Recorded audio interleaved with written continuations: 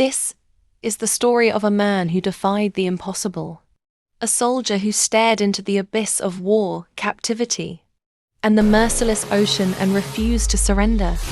His weapons? Not just courage, but a father's love. His armor? A promise whispered to his daughter, "I will come home." Betrayed by war, trapped on an island of despair, he faced a choice: rot in the darkness, or risk everything for one chance at freedom. This is the journey of a man who built hope with his bare hands, who battled storms, starvation, and the crushing weight of solitude, all for the family waiting beyond the horizon. This is the story of Other, the bravest escape you've never heard, and the unbreakable love that made it possible. There was a time when life felt beautifully simple. My newborn daughter's tiny hand wrapped around my finger, my wife's loving gaze filling our home with warmth. In those quiet moments, the world seemed to pause, and all that mattered was the love we shared as a family. Though I wore the uniform of a soldier, before anything else I was a father and a husband. My family was my heart, my purpose. As I prepared to leave, I made a silent promise to them, a vow deep in my soul that no matter what happened, I would always find my way back home. That promise became my anchor, grounding me through every storm. It was the reason I fought to survive, the hope I clung to in the darkest nights. Before I left, I memorized every detail of my daughter's face, the way she looked so peaceful in her sleep, her tiny breaths a lullaby I carried with me. My love for them burned within me like a fire, a guiding light that would lead me through the chaos and uncertainty of war. War is chaos, loud, unpredictable, and terrifying, but even in the heart of battle, it could never steal away my memories of home. In every moment of danger, I saw their faces in my mind, reminding me of what I was fighting for. The love I carried for my family became my greatest strength, a shield against fear and despair. I pushed forward, determined to survive, driven by the need to return to those I loved more than anything. The promise I made to my daughter echoed in my soul, guiding every step I took. It was more than a vow, it was my mission, my reason to endure. And so, with hope in my heart, my journey home had already begun, one step at a time, toward the family waiting for me. Then, the world turned black. In that instant, everything I knew vanished, swallowed by the shadows. I felt myself slipping away, as if the darkness itself was a living thing, eager to claim me. I was a prisoner on an island surrounded by an unforgiving sea. The endless roar of the waves was a constant reminder that escape was impossible, that the world beyond was lost to me. The guards were cruel, their eyes always watching, their voices sharp as whips. The days were filled with backbreaking labor, the nights with cold and fear that crept into your bones.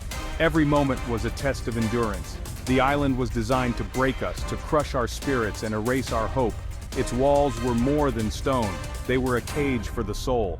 Many lost hope, their eyes empty, their will fading with each passing day. But I could not let myself give in. I had a promise to keep, a vow whispered in the darkness, clung to like a lifeline. At night, I thought of my wife and daughter, what I was missing, who would protect them if I never returned. Their faces haunted my dreams, fueling my determination. That pain was worse than any beating, deeper than any wound the guards could inflict. It was the ache of love and longing. I watched, learned, and waited. Every day I gathered fragments of information, piecing together the routines of my captors. I studied the guards, their habits, the changing of shifts, the supply deliveries. Every detail mattered. I became invisible, a shadow among shadows. A plan began to form, a tiny spark in the darkness, fragile but growing. It was hope, and it refused to die. Hope is a powerful weapon. It can keep a man alive when everything else is lost. My love for my family made me dangerous. It gave me strength the guards could never understand. I would not rot in this cage. I would fight, endure, and one day I would find my way back to them. My first escape plan was bold. Hide in a supply crate flown off the island. I slipped away, heart pounding, and squeezed into the crate. For a moment, I was airborne, almost free. I thought of my wife's smile, my daughter's first steps. But the crate was discovered. Guards dragged me out, beat me, made an example of me. My failure brought harsher punishments for all. I was isolated, alone with my pain. But in the darkness I held on to my daughter's image. They could break my body, not my spirit. My reason was unbreakable. My spirit belonged to her. I would try again. My body healed, my resolve hardened. I needed a plan that depended only on me. As an electrician, I volunteered for repairs, gaining access to resources. I gathered wood, metal, tarps, nails, each piece a step toward freedom. I built a small boat in secret beneath the floorboards of an old workshop. Every night I worked in silence, guided by moonlight. The boat was ugly, but it was hope made real. Every nail was a strike against my captors. I poured my love and longing into its construction. My daughter's laughter fueled me. The boat was almost ready. The ocean was waiting. I was ready to face it. The night of escape finally arrived. A wild storm raged outside, the wind howling and rain lashing the waves. It was the perfect cover for my desperate plan, nature itself hiding my tracks. I dragged my small boat to the shore, my heart pounding so loudly I thought it might give me away. There was no turning back now. Every step forward was a step away from my old life. I pushed off and launched into the churning sea, the boat rocking violently as the waves tossed me like a toy. The darkness swallowed me, and the storm became my only companion. Alone on a vast, angry ocean, I paddled with every ounce of strength, driven by the memory of my daughter's smile.